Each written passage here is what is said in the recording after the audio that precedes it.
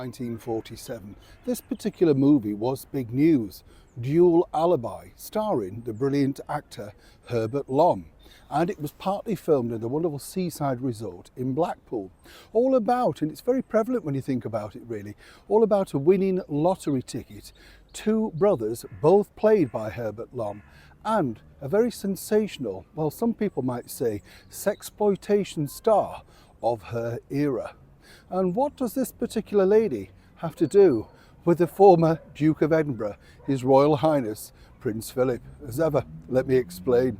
Hi, good to see you. Thank you so much as ever for joining me today. Always lovely to look back, always lovely to look into stories at a bigger level, isn't it? I don't know about you, but I first became aware of that sort of type of entertainment, shall we say, way back in 1978. I was very small, I might point out, but way back in 1978 there was a big production on Thames Television over here, and it starred the beautiful Leslie Ann Down. Now, do you remember Leslie Ann, of course, as the gorgeous Georgina Worsley in Upstairs Downstairs? She took a terrific part, and many people remember her years later for her soap opera appearances, and I never understood, I have to be honest with you chums, why they never cast her in Dynasty to play the younger sister perhaps of Joan Collins. I always thought they looked alike in many ways, both stunningly beautiful, both would have been very good, both British, yes. But this particular era, this particular year was really a big talking point for Leslie Ann Down, because she decided to play on camera, on television, the one and only Phyllis Dixey. And this was very controversial at the time because lots of publicity, lots of PR, that sort of stuff.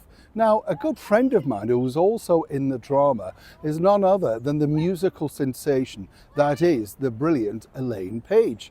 She was going through one of her very sort of straight acting periods, and, you know, has done so on many different occasions.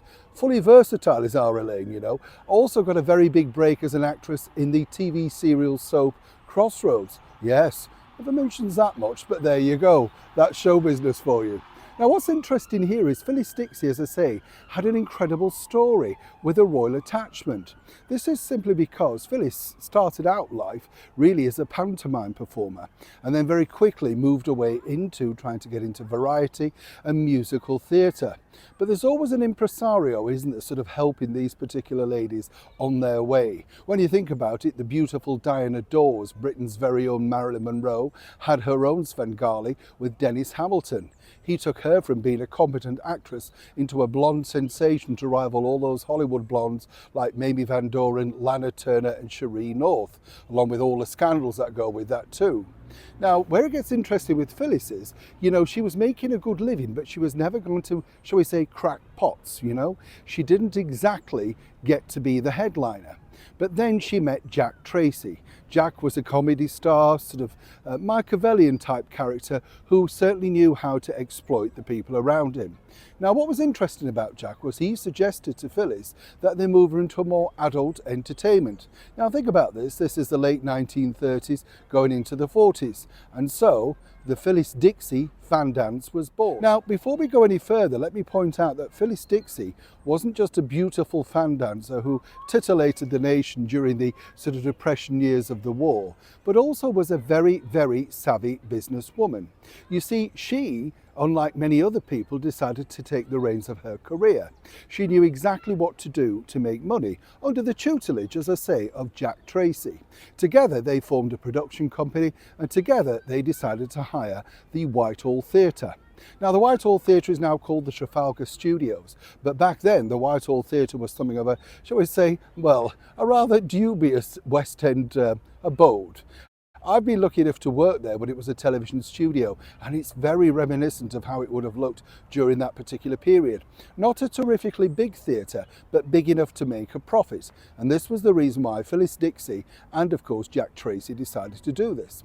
Now, here's where it gets really interesting, because she put on her own shows called Peekaboo and Peekaboo Again. And they were direct rivals, when you think about it, to the infamous Windmill Theatre just up the road in Soho. They also had fan dancers that didn't move. You know, the sort of stories about the windmill, right? But this was a terrific success, turning Phyllis and Jack into millionaires very quickly. Now, as I say, during the period of 1947 when she had a movie out, Dual Alibi. Although this was doing well and there were a few offers, nothing was bringing in the money like the fan dance. So they wrote to Buckingham Palace. And Phyllis Dixey, who was very, very entrepreneurial, as I said, first of all invited the soon-to-become Duke of Edinburgh to witness her act alongside some of his naval pals at the Whitehall Theatre. Now, the story goes that he did attend, but incognito. Right? Now, think about that. But they wanted to go a stage further. And Phyllis Dixey decided, well, look, you're having a stag do. I'm, available. Why don't I come along and entertain all the rest of your chums at the party that was forthcoming at the Dorchester Hotel? Now, according to the source, this took a lot of serious thought because Philip, being very mischievous, thought, well, this is kind of good. This will entertain the sort of boys that he'd mixed with, being with his naval career, all that sort of stuff. He knew the fun in it, right? But of course, the media were on his tail, as we know, and were very much looking at him to see what he was getting up to. They were more frightened, of course, that Phyllis Dixey would then leak it to the media straight afterwards that, guess what? She'd been performing on the stag night for the beau of the Queen. How bad would that look? All of this was, well, very much kept under wraps. Now, according to a source who knew Phyllis well, she did receive a very polite let-down letter, which apparently she had no idea towards the end of her life what happened to it. This is because Phyllis's sort of act fell out of favour very quickly by around about the middle 50s. While she'd been an entrepreneur at that particular point, things had taken a turn for the worse. There were now more shows doing more of the same of her act and revealing far more. Phyllis Dixey really had a very final outing in the mid-50s at a theatre up in Bolton, no less, the Theatre Royal, and she decided to pack it in. Not particularly old, but too old to become a fan dancer striptease. She ended her days, sadly, which is very sad when you think about it, simply becoming a cook, alongside her husband then Jack Tracy, who was the chauffeur. And the final insult to this particular lady who brought a lot of fun to a lot of people, including the Duke of Edinburgh, was simply this. When they decided to offer to put a blue plaque on her former home, the owners at that time, well, said, no, we don't want it. We don't want to be associated with something like that.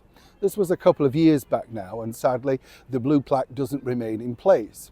It's strange to think, isn't it, how these people who shaped the nation, as it were, and were literally, the biggest thing in influence, or whatever you want to call them, have now sadly almost been forgotten. A blue plaque would have been nice to remember Phyllis Dixey by.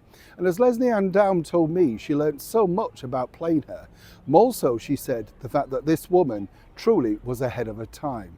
And she truly was, because to have the, shall we say, chutzpah to write to the Buckingham Palace and say, hey, I can be your entertainment on your stag night, took a lot, right? But that was Phyllis Dixey.